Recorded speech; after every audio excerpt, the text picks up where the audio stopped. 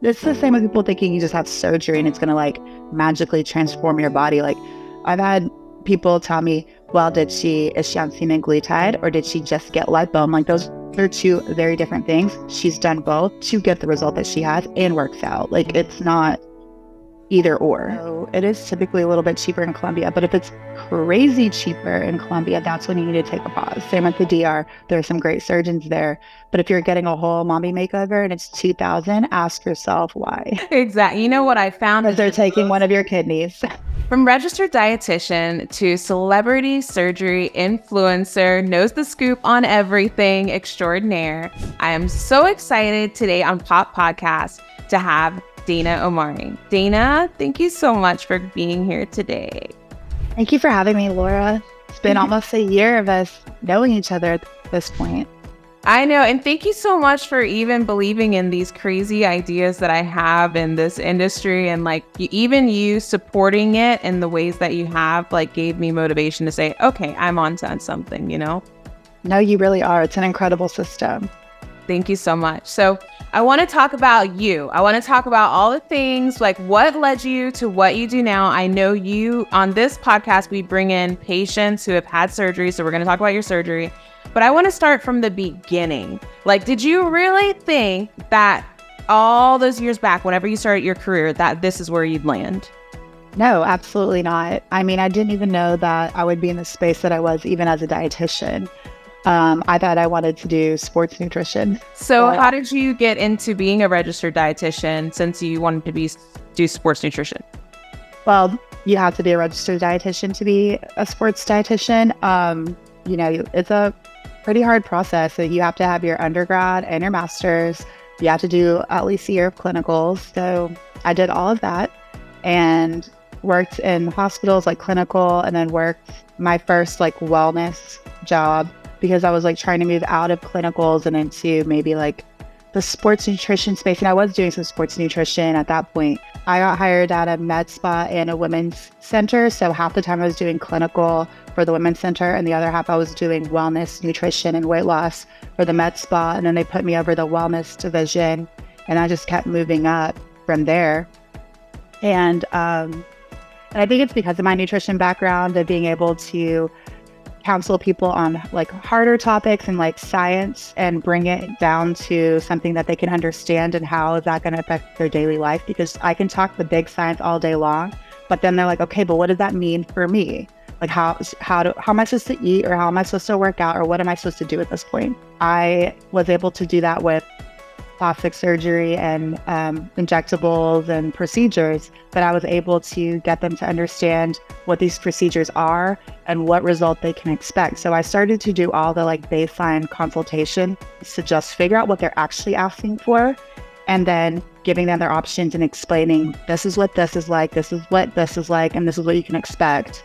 And after that, I started doing consulting work and all of that. But I started the page, my Instagram page, around that time because I realized just how little people knew about procedures and what to expect. And a lot of it was either misinformation directly shared by celebrities or people of influence, or just the fact that nobody talks about plastic surgery, so they have no idea where to even go or ask questions.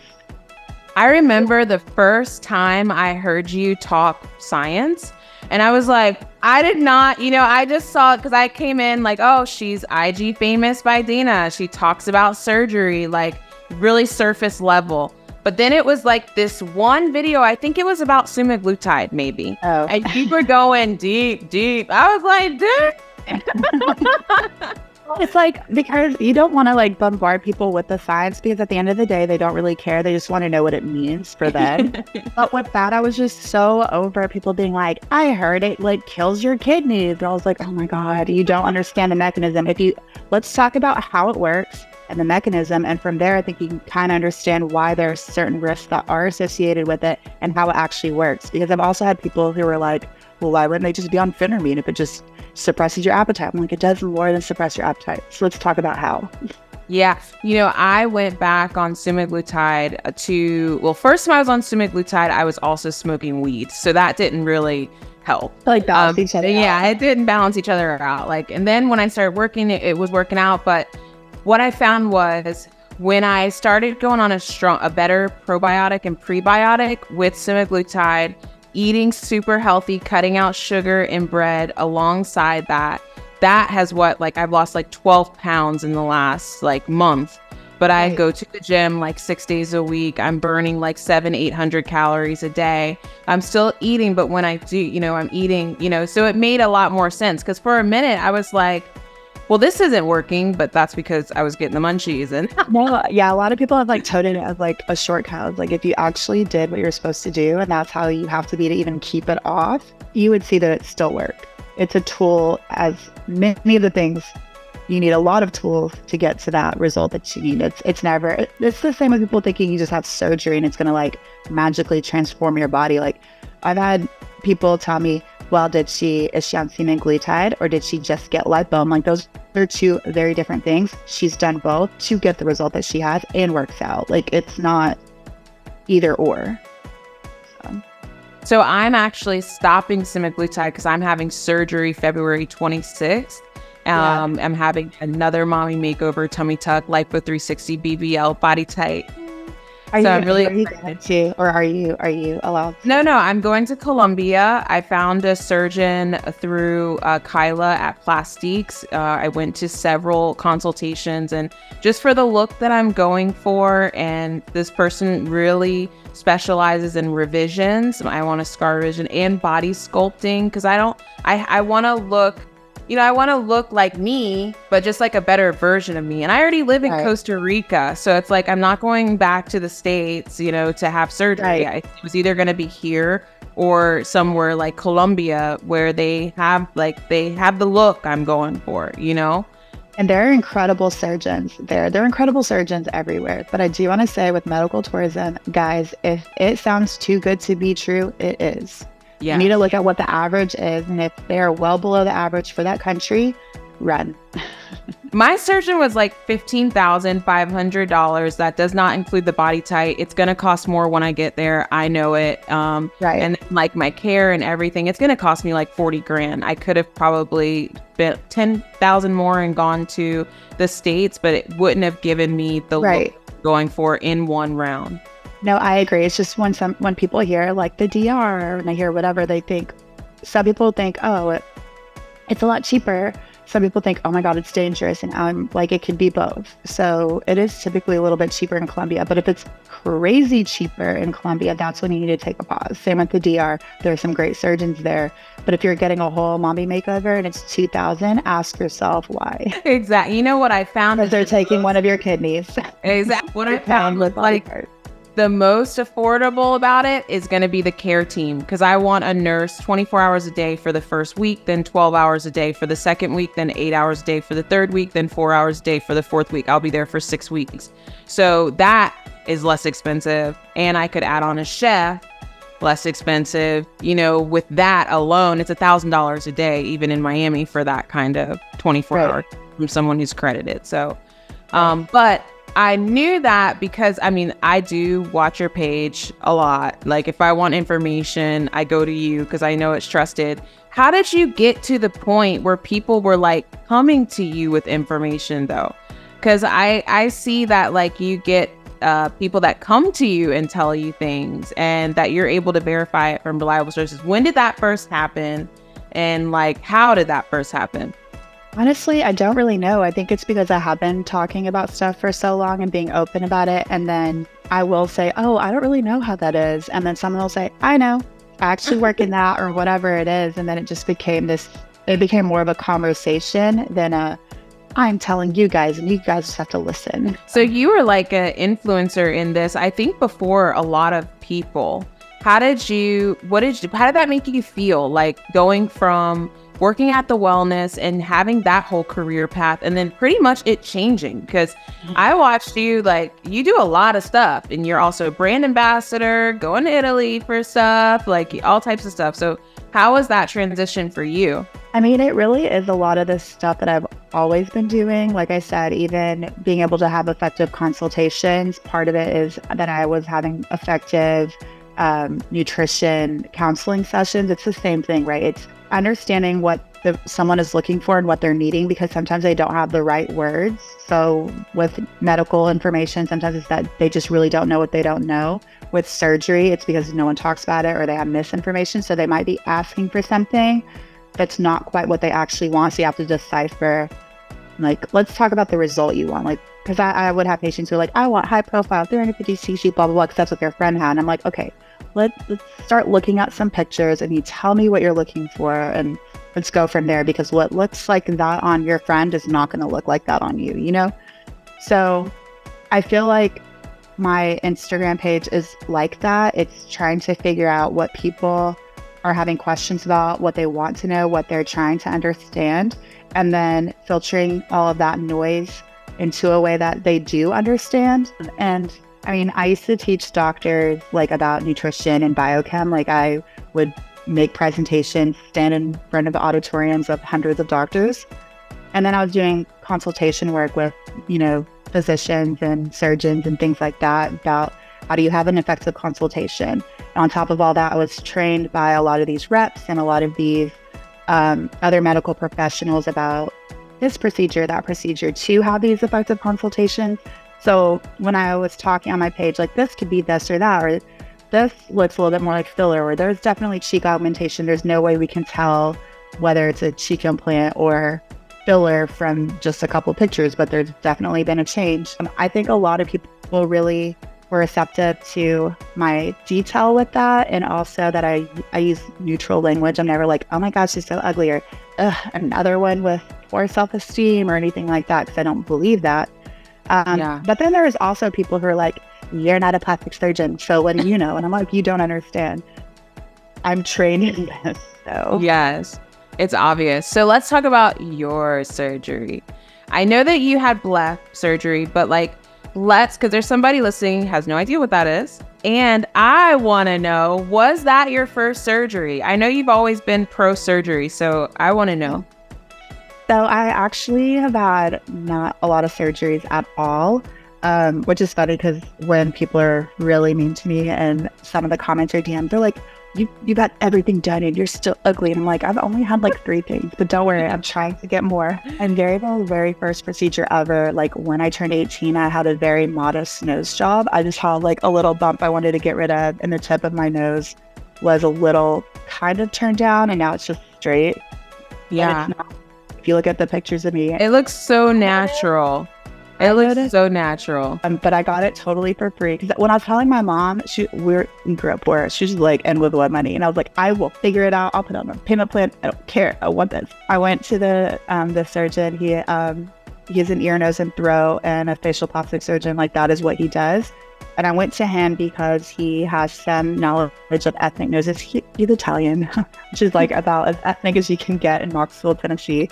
But I'd seen his stuff and I was like, okay, he's not going to try to give me this teeny tiny little Barbie nose that's not going to fit my face. So I go and I tell him I want a nose job. And he was like, your nose is pretty crooked and you've got like, it's like sunken in on one side. He was like, have you ever had the sinuses checked? I was like, no, why would I? And he was like, So then he did all the imaging. One was like sinuses completely like collapsed or closed, and the other was like there was nothing, like barely any nasal passage. He made me do this blow test.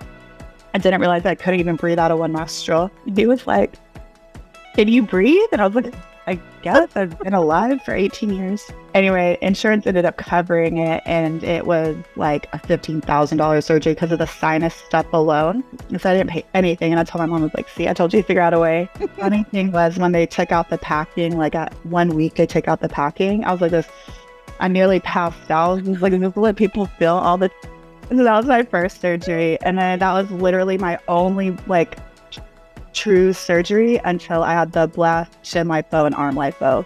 I had lip fillers for the first time, I think I was 27. I had Botox for the first time, I think at 26.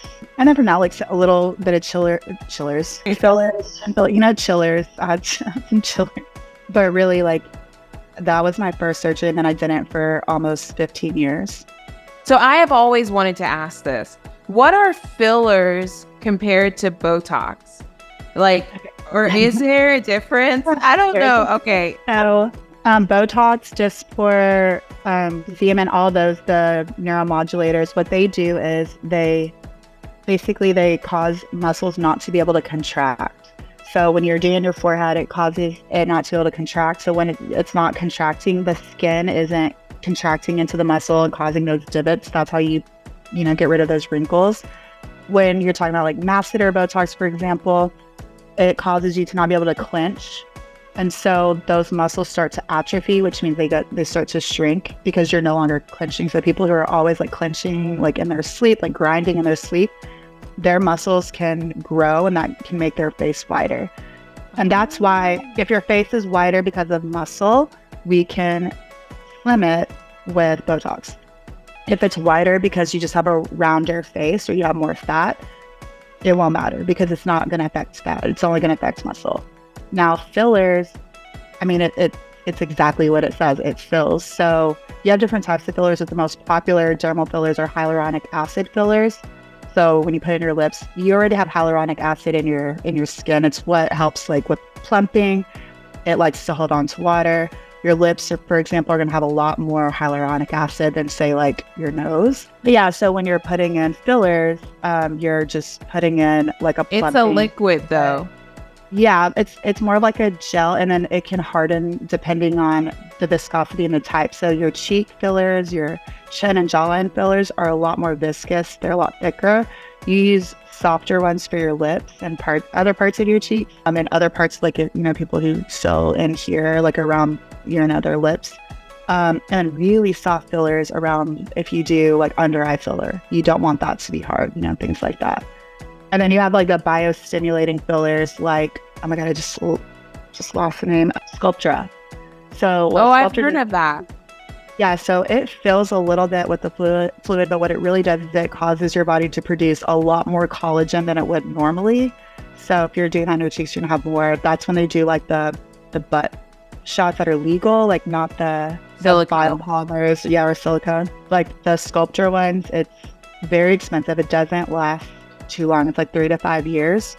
So it's really only something very wealthy people can do because you have to use a lot to see any kind of volume change. Like I will say Kendall Jenner, so my sister used to work for Galderma. They make Sculptra. Kendall Jenner was getting about $25,000 worth of Sculptra every 3 or 4 years for her butt and hips because she doesn't have any fat for her to do like a BBL, like any at all. A lot of people can do skinny BBL, but not like our level of skinny. Right. You know what I mean? There's nowhere to pull it from. So that's am I right? Did Kim Kardashian have a BBL? Because my mom was reminding me of that episode where she was like, let's go to X-ray and show that I don't have implants in my butt. But that was when no one really knew about BBLs, like, which is crazy because that it was fat. That's why it didn't show up on the X-ray, right? You can't show, you absolutely cannot see a BBL on an X-ray. It's not going to differentiate between fat that was naturally there and fat that you moved from another part of your body. It's going to show up on an X-ray exactly the same. Now, an implant would show because it'd be like, a silicone or saline, like for butts, they only do silicone, but like breast implants, it looks like, a little thing, which is funny because many, many years later, she does that DEXA scan to show us how skinny she is. And we see her breast implants. I was like, girl. Well, the crazy thing is that it really was like a gatekeeping kind of culture because we didn't even know what BBLs were back then. I mean, I didn't know, like my mom didn't know, you knew. Common people, common knowledge didn't know about that. And even now people really don't understand that's living fat. Like fat that you've moved from one place to another. Obviously not 100% of fat that you move survives, but the ones that survive grow and shrink like their normal native fat cells. So when she was losing weight, people were like, she got rid of her BBL. I'm like, no, she just lost a lot of weight. So she's going to lose some of like the fat mass back there, but proportionally her butt is still massive compared to her body. It's just her butt is smaller, but they think because it's been filled that her butt is going to stay the same no matter what size she is. It's like, no, when she gets bigger, that'll get bigger. She gets smaller, that'll get smaller too, just like normal weight loss. Now, expert opinion, because someone else is in that family's body that has changed a lot, is Chloe. I know that she has been in the gym and stuff, but I'm sure she had some help. Like, she had to abuse something like semaglutide or something, like, because she lost a lot of weight, like a lot. I would say every single one of them has been on semaglutide except for Courtney and Kendall. Actually, like, I had a source that said they were first on Victoza, then they went to Ozempic for a little bit, and then they've been on Mounjaro. And that's what they've been on recently, is Mounjaro. Why would someone switch to is there a different effect that it has on your body? Can one stop working after a while? Is that why? It's not that it stops working after a while. It's that some people have a little bit more of a reaction to one than the other. Usually semaglutide, people tend to have more nausea, more side effects. And Mounjaro is just simply more effective. So it hits on 2 receptors, while Ozempic and Wegovy, semaglutide, hit on 1. So tirzepatide hits on 2. And Mounjaro was new. So when they switched, it was because it was like, this is the newest thing. Yeah. Victoza is a liraglutide. It's a little bit less effective than Ozempic, but they had just gone on it, I think, so they go to this one celebrity doctor, I forgot her name, and I think she just simply didn't have Ozempic at the time. And she was like, but we have another like GLP-1 agonist. So I think they started on that, very quickly switched to Ozempic as soon as that doctor started being able to get an Ozempic. And I mean, that doctor charges like $2,000 a month for her step, but she does like everyone in Hollywood for Ozempic. It's also it's expensive worldwide, girl. In Costa Rica right now for 2 milliliters maybe, it's like $250 for the vial. No, I meant $2,000 a month just to have access to her in her clinic. Then you pay for the medicine too. Yeah. Okay. She's making bank. She's making bank. But I guess you get. Oh my gosh, like a subscription. Yeah, and there are a lot of guys do that you pay like a subscription, and they're like, oh, you can also get a facial and whatever, but like they pay $2,000 a month just to like be a client, a patient, and then from there they pay for whatever services, probably at a little bit of a discount since they're paying $2,000 just to be there, and they're probably honestly paying for her discretion.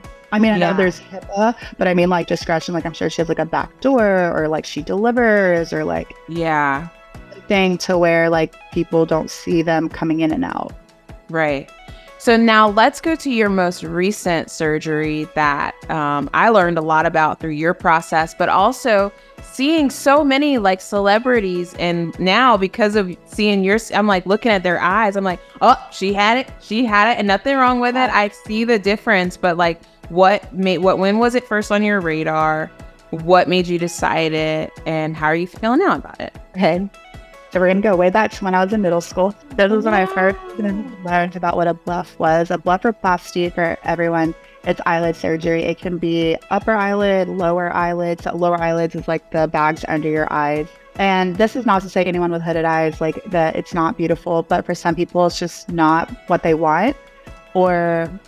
And also with age, it can get worse to where it can even actually physically block your vision. So Matt Damon recently had a bleph. People are like, why would he do that to himself? I was like, you can see right here, the piece of skin was hanging in front of his eye. He probably had a medical necessity. Like, I can't see. So when I was 13 or 14, I remember, like, I loved magazines like 17, Vogue, all of that. But I think it was a People magazine, and I'm pretty sure I pulled it up for something. I should just make that into a post about how I learned about bluff. And it was because I was not expecting middle school, that's for sure. Right. So you know how like you might notice that there's something that you are not super happy about yourself, or something that you feel is off, but you don't have any words to explain. Everyone in my family has like really defined creases, and I mean we all have big eyes, but my eyes look smaller. My grandmother would even say like your eyes kind of look Asian, because of like it almost looked like I didn't have eyelids, like the monolid like Asians have sometimes. And so I was like, why am I the only one? Like I don't understand like what it is. So then I saw this magazine thing that was like Catherine Zeta-Jones' new eyes. And it was like, she had very hooded eyes, and this plastic surgeon, they used to like how we do now, but like in magazines, this plastic surgeon was like, in my best professional opinion, she's not my patient, but you know, she had hooded eyes and now we can see, you know, her eyelid. And I was like, that's what I have. Now I know what it is, what to call it. I didn't even know that the word hooded eyes at 13 or 14. I was like, okay, I have hooded eyes and this is what you can do to have it done. And I remember telling my mom that that's what I wanted. And she's just like, you cannot have surgery on your eyes. Like, you never know what could go wrong. Like, she was kind of scaring me. I'm like 14, 15. Then after, when I was like 18, 19, 20, I was like, I had remembered about it again. I'm like, I kind of want to do that. And then it wasn't like I was scared anymore. It just kind of seemed like, I mean, I was girl poor, first of all. Then I was in grad school, so I was double poor.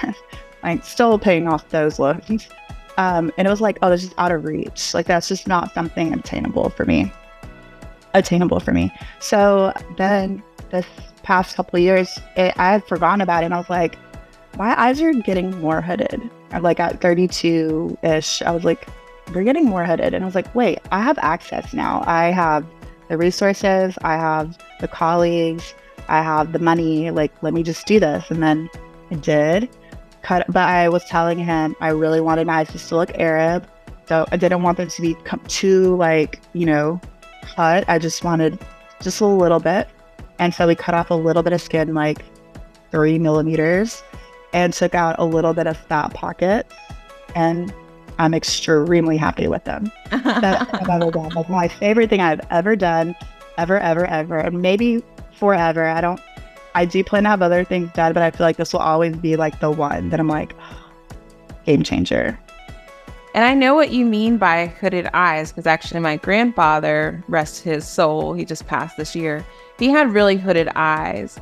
Thank you. And that was like, you know, that opened my eyes to like why a surgery like that would be appealing. And I think that just as a Black woman, you're not always like, it's like surgery is kind of like, not anymore, but growing up, kind of like taboo, like, you know, love yourself the way you are. And that's why I've grown so much into like, wait, I do love myself the way I am. There are just things that I would like for me to enhance, and there's science that exists to enhance it. So like, why wouldn't I do it? Exactly. And I just posted Amanda Bynes, and she said the same thing about her. So she had a breath, and she's like, and I just feel like better about myself. I just love how I look. Like, I am so happy. It's like, exactly.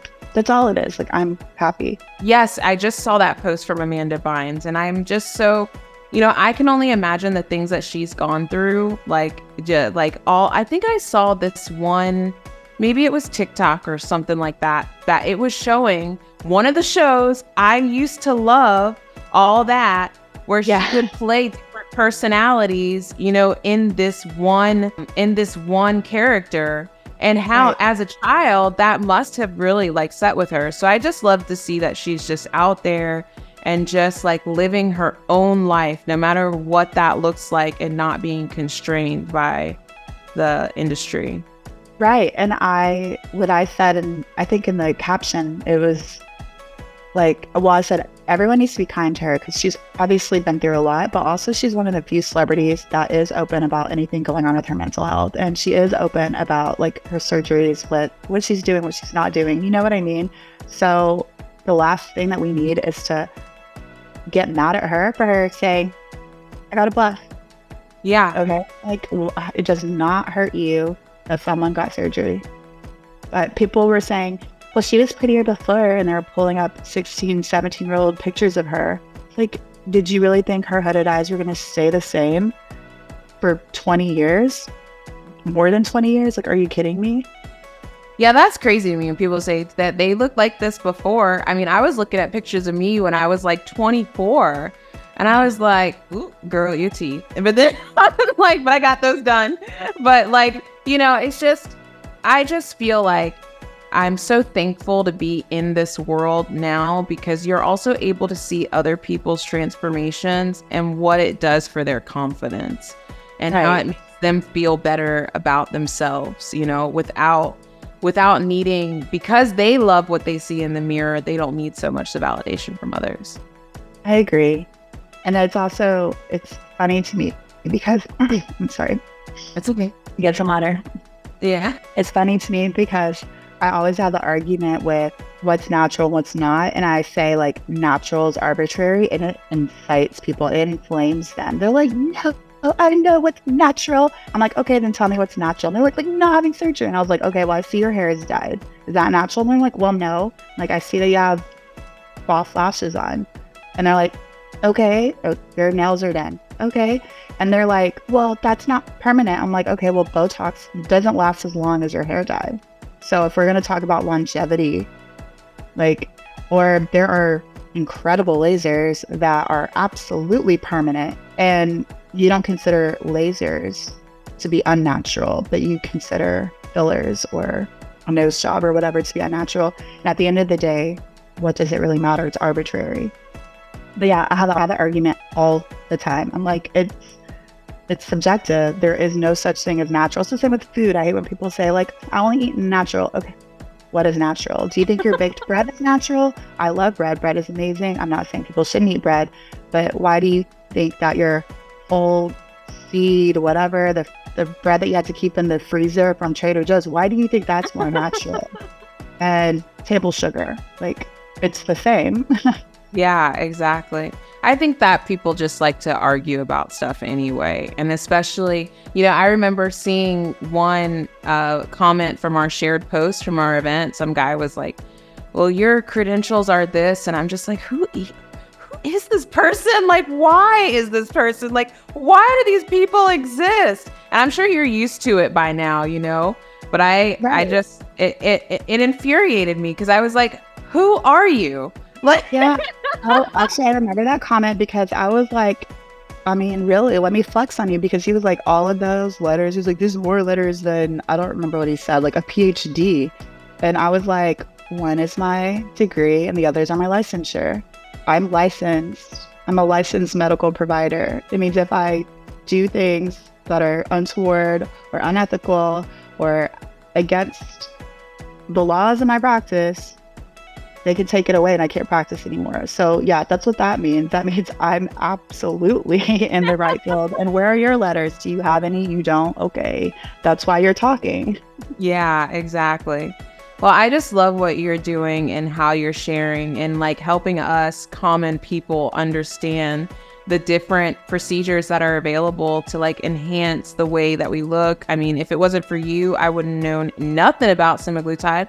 I probably would have been trying to find a phentermine clinic, And I look forward to like taking my hormones like HGH. I'm going to start when I have my surgery and stuff like that. But just like pages like yours make me feel like it's okay to invest in myself. And to be able to ask for the types of things that you want, even if it's not that you don't know the exact name of the procedure, but hey, I learned that there could be eyelid surgery, and am I a good candidate for that or whatever. And also, like, it's not to say that I've also had people that think that I'm like pressuring for people to have surgery. I'm like, absolutely not. If you come and ask me, what do I need? I'm going to say nothing. That's like, you don't need anything. But I don't think anyone can be too educated about really anything. I feel I've made this comment on other podcasts and other interviews. It's kind of like even like sex ed. They think like, oh, if we teach people about like sexual education, it's going to make them go out and do it. I'm like, no, it's going to make them be able to have more informed decisions about whether it's right for them, what about it is right for them, how to be safe about it, what to do in the off chance that something goes wrong. Same with surgery. I don't think that people learning about surgery is like, well, not everyone is going to go out and get it. The people who are going to go get it, we're going to. The people that were on the fence are probably going to get it, but they wouldn't know how to navigate the space in a way that's safe and healthy and fun and good, Yeah. So what do you do now? I know you consult with a lot of surgeons and stuff. Do you still work individually with patients or people? Can they consult with you or no? I don't. No, I don't, because it's just like, I don't really like to do virtual consultations. I know some surgeons will, especially like for certain things that they will, but they usually still have an in-person consult with you as well. I don't like to. And then on top of that, like, I don't know enough surgeons in the country to be able to like be like, oh, here's the consultation and now let me send you to this surgeon. Like I don't really want to do that, because I would feel really bad if I found out that surgeon isn't that great, or that they've been doing, things that maybe they That's shouldn't be. what- And because I'm not there, like I'm not in Chicago, like meeting all of them, like there's just no way for me to be able to quality control that. Whereas when I was doing that here, it's because I was working with very specific physicians and surgeons that I knew. I saw their work. I knew how they practiced. I know how clean their facilities were, things that I can stand behind. And you can't know somebody from across the country that you've never met in real life, Yeah, I agree 1000%. Well, thank you so much for taking this time to be on the show. And if you're watching and you're wondering about all the fun information and sciencey information and not like normal information that I was talking about that you can learn from Dana, her link is going to be in the caption. It's IG Famous by Dana. She's on TikTok and Instagram. Instagram's where you see her most. And really, like, she's always up to date on the newest procedures for everything that's going on in the surgery industry, introducing us to new surgeons in the Houston area. And she's just absolutely amazing to watch. So make sure you follow her. And Dana, thank you so much for taking And I wanted to be here. Thank you. I wanted to shout out Dr. Ashley Steinberg because I know she works with you. So she's been working with Laura with pop recovery systems. She and I have been having like a little like chit chat called the nip slip that we've just been posting usually once a week. Sometimes like, she's a plastic surgeon, when we get a chance to. Yeah, she's been super awesome. Laura has been super awesome with Dr. Steinberg, but we also have our little nip slip chit chat. If anyone wants to see that, it's on my Instagram. So. Yes, yeah, definitely watch that. I have watched it. It's so good. It's so in depth, and it gives you just a real view. And Dr. Steinberg is an amazing surgeon. We've been working with her patients, and her patients just absolutely love her. She's really dedicated to what she does, but she's also a real person. And fun fact, she doesn't use opiates for pain medication, but her patients have bounced back better than like any of the surgeons that I've worked with. So thank you for sharing that, because she is incredibly awesome. You definitely don't want to miss the nip slip. It's awesome as well. And thank you for for watching the show, and we'll see you next time on Pop Podcast. Thank you. Bye.